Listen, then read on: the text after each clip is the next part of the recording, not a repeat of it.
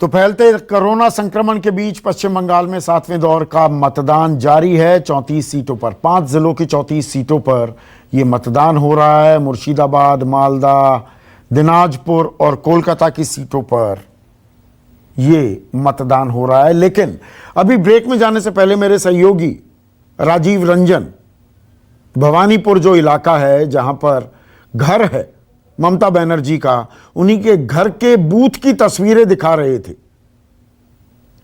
और मतदान मध्यम ही नहीं, बहुत धीमा है। मुर्शिदाबाद, मालदा, दिनाजपुर में तो 35% के करीब मतदान होता दिख रहा है। अभी 11:30 बजे है। अब ये कम मतदान किसका खेल बिगाड़ेगा? ओम प्रकाश सिंह, 2019 के लोकसभा चुनाव में इसी भवानीपुर सीट पर लोकसभा के अंतर्गत ममता हारी है। तृणमूल बुरी तरह से हारी है। उनका अपना घर है और इसलिए वो किसी को सबक सिखाने तो 2 तारीख को पता चलेगा नंदीग्राम कौन किसको पैदा किया। नहीं, लोग आ नहीं रहे मतदान करने के लिए। कोरोना का डर है। 55% संक्रमण रेट है वहां पर। 100 में से 55 आदमी कोरोना पॉजिटिव मिल रहे हैं। इसका नुकसान किसे होगा? मेरा सवाल बिल्कुल सीधा है। तो मेरा भी जवाब एकदम सीधा। तो पहली बात की तो ममता भागी है। भवानीपुर में एक भी आदमी अगर निकल के वोट दे रहा है तो ममता के खिलाफ दे रहा है। और इनका डर और इनका गुंडई है कि अभी लोग नहीं निकले। थोड़ी देर का सब्र करिए, मुझे भरोसा है अपने लोगों पर, बंगाल के लोगों पर। 12 बजे के बाद, ये भी एक छुट्टी का मिजाज। ये गुंडई का डर है, ये कोरोना का डर है ओम प्रकाश सिंह?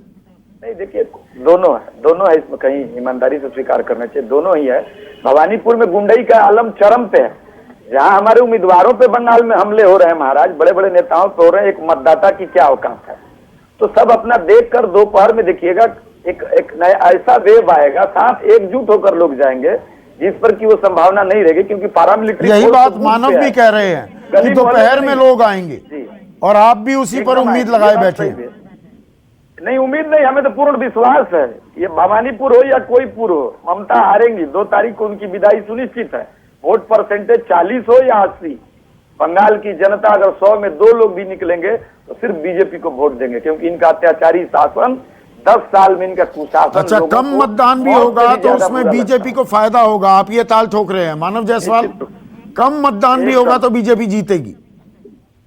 सर, अगर कम मतदान होता है तो बंगाल हारता है, मतदान होता है तो देश जीतता है। ये इनको पता नहीं है। और जहां तक सर हमारा सवाल है, हमारी नेत्री ने घर घर जाके व्हील चेयर से भी सबको अनुरोध किया और हमारे हर नेतागणों ने अनुरोध किया कि आप जाके वोट दें। हम वोट लोगों को वो प्रोत्साहित करते कि आप वोट जाके दें। और इनके पास इलेक्शन कमीशन का एक बहुत बड़ा अस्त्र है, शस्त्र है, जो 8 फेज में भी इलेक्शन कराता है, फिर भी गुंडाओं का डर होता है। 100,000 से ज्यादा कंपनियां बंगाल में आके रहती है, फिर भी इनको गुंडों से डर होता है। तो सर, ये कैसे भूताहा गुंडे हैं, मुझे समझ में नहीं आया। अब मैं आपको बताता हूं सर, हमारे आकलन क्या है। हुआ ये कि बीजेपी 1 और बीजेपी 2 में झगड़ा है। अब ये सोच रहे हैं बीच में टोका टाकी नहीं, आपको पूरा वक्त मिलेगा। अभी मानव बोल रहे नहीं है ना सर? हाँ, अभी धैर्य नहीं है सर। नहीं आप बोलिए सर। बीजेपी 1 और बीजेपी 2 में झमेला है। अब ये भूताहा शरीर में तो बीजेपी का वस्त्र है। अब वो कैसे बोलेंगे कि बीजेपी से लड़ाई हो रही है? क्योंकि जैसे बोलेंगे तो इनका खेला खत्म। तो मोदी जी ने 27 मार्च को बोल दिया था। अब आपकी हालत क्या किसियानी बिल्ली खंबा नोचे वाली है मानव, कि आप हर चीज पर, चुनाव आयोग पर सवाल उठाएंगे, व्यवस्था पर सवाल उठाएंगे, अपने गिरेबान में नहीं मैं आपको सर थोड़ा सा बताना चाहता हूं सर। पता नहीं आप खुद ही इसका एनालिसिस कर लेंगे, आंकलन कर लेंगे सर। जब इलेक्शन डिक्लेयर हुआ 8 फेज में, तब ऑलरेडी एक सेकेंड वेव चल रहा था। ये प्रमाणित है, ये सिद्ध है। हेल्थ डिपार्टमेंट, जो हमारे जो हेल्थ के मंत्री हैं, यूनियन मिनिस्टर, उन्होंने मार्च में उत्सव मनाया कि भैया कोरोना चला गया। अप्रैल में हम लोग आके देख रहे हैं पूरा देश जिस तरीके से पीड़ित है, डबल इंजन सरकार जिस तरीके से फेल है, ये पूरा देश को पता चल रहा है। हमारे अपने प्रियजन मारे जा रहे हैं, हमको दुख है, लेकिन इनको किसी तरीके से चिंतन नहीं है। इलेक्शन कमीशन ने हमारे सारे अनुरोध को दरकिनार करते हुए 8 फेज में ही इलेक्शन कराया। उसकी जिद की थी जिस दिन मोदी जी ने बोला अभी पिछले हफ्ते 17 अप्रैल के बाद कि भैया हम अगला जो 21 तारीख का जो मेरा रैली हम नहीं करेंगे, अब हम रैलियां नहीं करेंगे, हम कोविड पर ध्यान देंगे, हम उसके संकलन को देखेंगे। तो प्रधान प्रचारक से वो प्रधानमंत्री के रोल में आ गए। दुनिया भर से छूतू हुई, तब उनको लगा मेरा मुखौटा गिर गया, अब हमको फिर से मुखौटा पहनने के लिए हमको कोविड पे जाना होगा, उसमें ध्यान लगानी होगी, तब इलेक्शन कमीशन जागरूक हो जाती है। वो बोलती है सब लोग डिजिटल करिए। क्यों? वो प्रधानमंत्री का किस क्या आपने रैलियां नहीं की? आपने नहीं सर, रैलियां हमने नहीं वैसी की? रैलियां नहीं की। सर, हमने प्रधानमंत्री यूपी, से बिहार, ज्यादा उत्तर रैलियां प्रदेश की से हैं। संक्रमण प्रधानमंत्री ने नहीं 21 बढ़ाया। रैली की तो 37 रैलियां की ममता नहीं। बनर्जी ने। सर, प्रधानमंत्री ने पूरे हिंदुस्तान में रैलियां करी है सर, उनको आकलन कर लीजिए। असम भी है, बंगाल भी है, तमिलनाडु भी है, पौंडीचेरी भी है, केरला भी है। तो सर वो प्रधानमंत्री है, पूरा देश उनका है सर। अरे 18 प्रांतों में इनकी सरकार है। ये तो अहंकारी सरकार और घृणा से ग्रसित सरकार है। आज इनका मुखौटा गिर गया, सबको इनके असली चेहरे पता चल गए, तब इनको कोविड का चिंतन हुआ। क्या इनको 17 अप्रैल का भाषण याद नहीं है?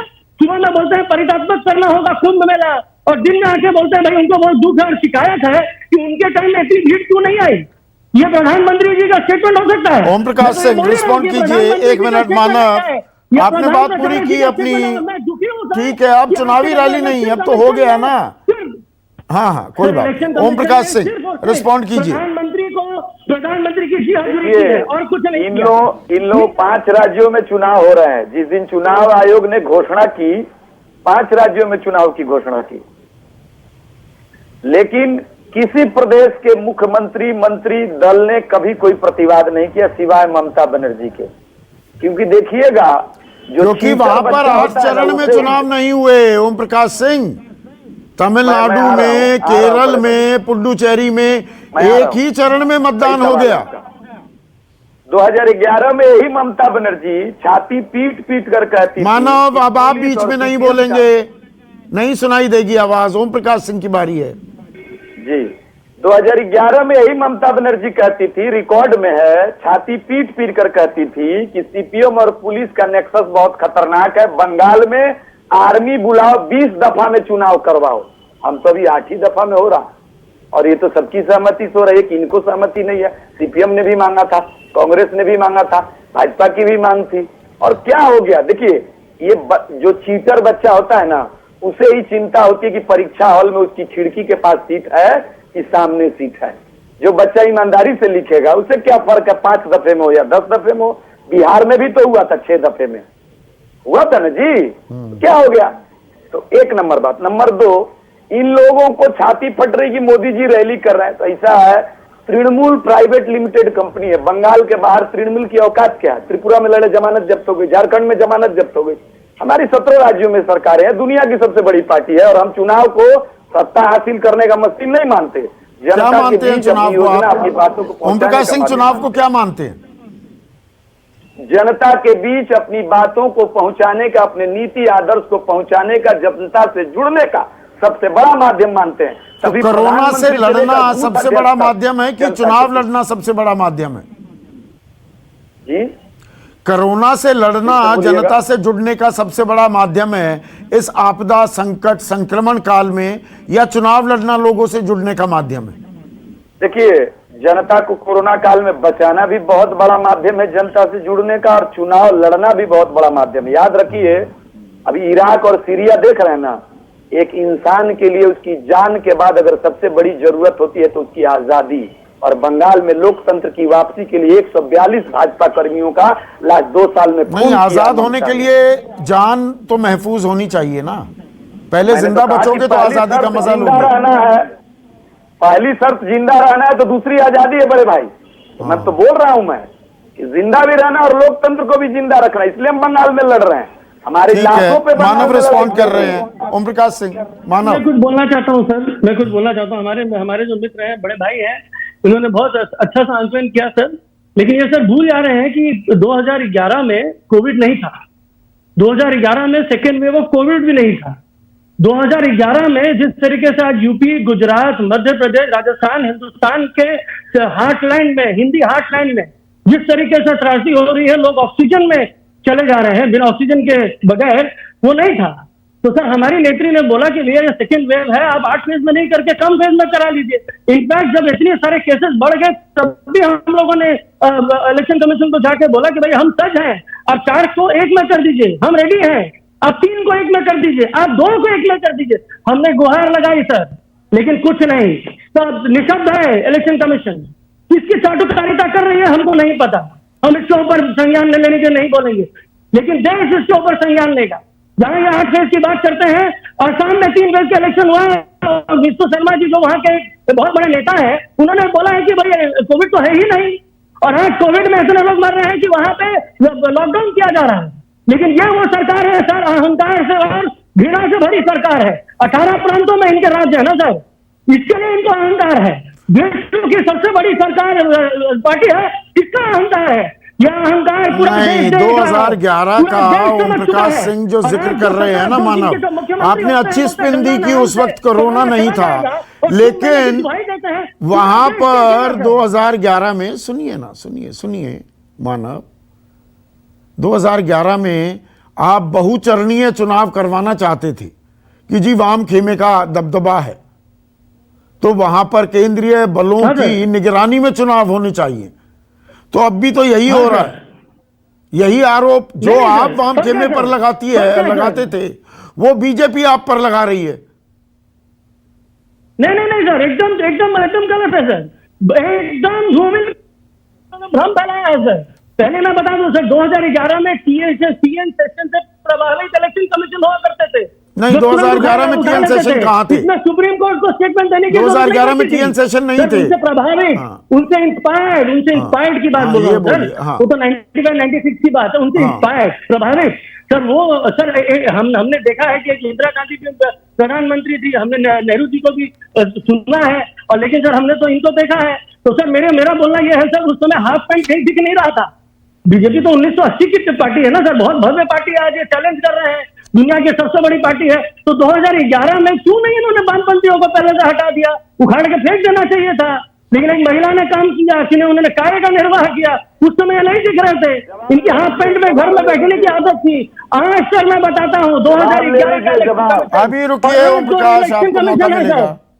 तो आज जो इलेक्शन कमीशन है कंप्लीटली अपने कार्य से धूमिल हो चुकी है। उन्होंने अपना परिचय पूरे हिंदुस्तान को दिया है, और हमको तो सर बहुत ठीक है, चुनावी रैलियां तो हो रही है ना, हो गई। अभी स्टूडियो को चुनावी रैली, चुनावी सभा मत बनाइए। ओम प्रकाश सिंह रिस्पॉन्ड कीजिए। दिलीप घोष जी तो एक मिनट ओम प्रकाश सिंह। अब संदीप जी, पहले तो इन लोगों को ये पता होना चाहिए इनकी अहंकार में कौन है। एक समय था what Bengal thinks today India thinks tomorrow. अरे भाई, 4 महीने पहले तो बिहार गोली चली क्या? कितने बड़े आप लोग झूठे हो। कश्मीर में डीडीसीए चुनाव, एक बम फूटा क्या? एक बूथ लूटा गया क्या? बीजेपी की 17 राज्यों में सरकारें, किसी कांग्रेसी नेता को गोली लगी क्या? क्यों हो रहा है बंगाल में? कौन इसके लिए जवाब दे? शर्म नहीं आनी चाहिए इन लोगों को। अहंकार किसमें है? जो प्रधानमंत्री को एक मुख्यमंत्री गाली देती है, हमें आप संस्कृति सिखाते हो, और हाफ पैंट वाले नहीं होते ना। नहीं गाली, एक मिनट ओम प्रकाश सिंह, गाली की बात मत कीजिए।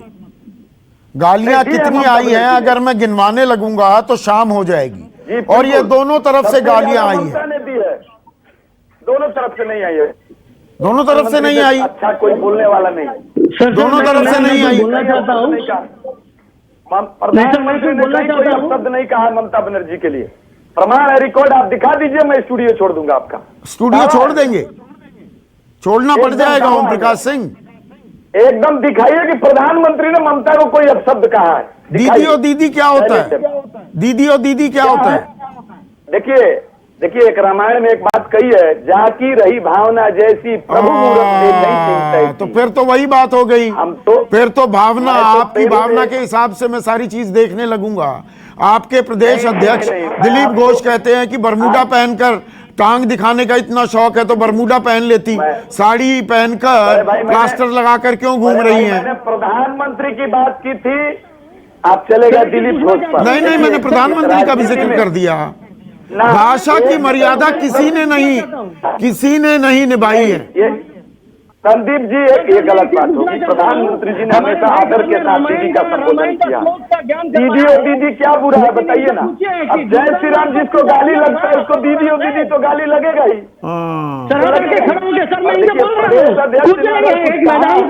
एक मैदान के दीवार पे खड़ा होकर बोलिए औरतों को दीदी और दीदी, और पता चलेगा थाना में कितने घंटे आप रहेंगे। आज के लोगों को 5 लोगों को नहीं, मैं रोज बोलता हूँ माइक लेकर। अरे आपकी यही नीति है, आप लोगों को महिला का सम्मान करना चाहिए। तो भारत माता की जय मंगला करिए, महिलाओं का सम्मान करना। चलिए, चिल्पों हम नहीं करवाते हैं। न्यूज़ 24 चिल्पों में विश्वास नहीं रखता है, खामखा की हम बहस नहीं करते हैं। पर भाषा की मर्यादा की बात हो रही है मनोज पांडे। कौन सी पार्टी ने भाषा की मर्यादा रखी? कौन से नेता ने भाषा की मर्यादा रखी पश्चिम बंगाल में?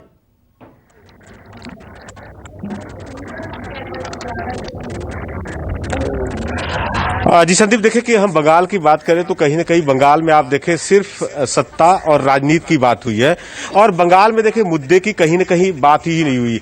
हम 2021 की जब विधानसभा चुनाव में आप देखें कि कहीं ना कहीं सिर्फ दो चीजें पूरे बंगाल में गुजते रही कि एक तरफ बीजेपी की तरफ से था कि जय श्री राम का नारा लगा, और दूसरी तरफ खेला हवे। जाहिर सी बात है, देखें यहाँ पे लगातार हम लोग जीरो ग्राउंड पे गए, लोगों से बात की, सभी तरह से जो यहाँ के लोग हैं, युवा है, साफ तौर पे युवाओं का कहना है कि बंगाल में युवाओं के विषय में किसी ने बात नहीं किया, इंडस्ट्री के विषय में किसी ने बात नहीं किया, डेवलपमेंट के विषय की इस बार चुनाव नहीं हुआ, लेकिन कहीं ना कहीं सत्ता के लिए, जाहिर सी बात है, देखे अभी हम सुन रहे थे दोनों लोगों की के लिए ठीक है, आरोप प्रत्यारोप लगते हैं मनोज पांडे। बंगाल के आप सभी आप भी आए हैं मनोज, मेरा सवाल बिल्कुल पॉइंटेड था।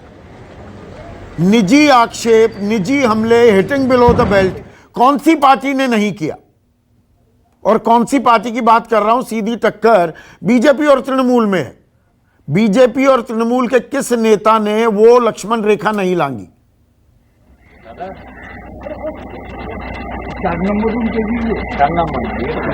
जी जाहिर सी बात है, देखिए यदि शब्दों का बात किया जाए तो कहीं ना कहीं बीजेपी और टीएमसी ने दोनों मर्यादाओं को उल्लंघन किया, और इसको साफ तौर पे आप देखें कि अब जैसे आपने दिलीप घोष की चर्चा की है, और लगातार यहाँ पे देखें मुख्यमंत्री ममता बनर्जी ने भी यहाँ पे जिस तरह से है, और कहीं ना कहीं जो अभिषेक बनर्जी है, और यदि हम टीएमसी के जो कई तमाम बड़े जो नेता आए हुए हैं बीजेपी पार्टी में, जैसे हम राजीव बनर्जी की बात करें, यहाँ पे शुभेंदु अधिकारी की बात करें, तो कहीं ना कहीं शब्दों का मर्यादाओं को उल्लंघन हुआ है। जाहिर सी बात है, यहाँ पे देखिए चुनाव आयोग ने इन सब चीजों पे संज्ञान भी लिया है। जिस तरह से देखिए दीदी ने कहा था, उन्हें भी 24 घंटा का उनको प्रचार प्रसार पर रोक लगाया गया था, और राहुल सिन्हा जिस तरह से उनका बयान आया था उन्हें भी रोक लगाया गया था। दिलीप घोष के लगातार विवादित बयान आते हैं, साफ तौर पर आप देखते हैं कहीं ना कहीं। तो ये सब चीजों को कोई कहे कि पश्चिम बंगाल में इस बार शब्दों का यहाँ पे बयान नहीं हुआ है, शब्दों के भाषाओं का मर्यादा रखा गया, तो कहीं ना कहीं ये कहना गलत होगा पश्चिम बंगाल के राजनीति में।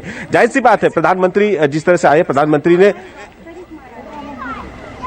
जी बिल्कुल एकदम संदीप आप सही कर रहे हैं, और कहीं ना कहीं देखिए दीदी संबोधन है प्रधानमंत्री को, हम लोगों ने कई मंचों पे भी देखा, दीदी एक संबोधन का कहने का तरीका है, और जिस तरह से आप कहे कि ये दीदी, तो जाहिर सी बात है हम किसी न किसी को चिढ़ाने के लिए कह सकते हैं, या प्यार से कहते हैं, कोई सुनता नहीं है, तो दीदी शब्द कहने का कई तरीका है। और कहीं ना कहीं प्रधानमंत्री ने देखे जवाब तो देते हैं प्रधानमंत्री, लेकिन शालीनता के साथ देते हैं, बड़ा सही तरीके से देते हैं, क्योंकि विरोध भी न करे और जवाब का जवाब भी हो जाए। तो जाहिर से हम लोग देखे कई लगातार, जब से आप तो भाषा की मर्यादा तो खैर नहीं रखी गई है, लेकिन अब 7वें चरण का मतदान है, और कोलकाता में मतदान धीमा है।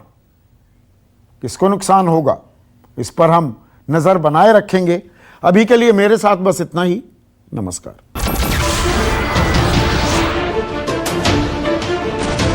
नमस्कार, मैं हूं संदीप चौधरी।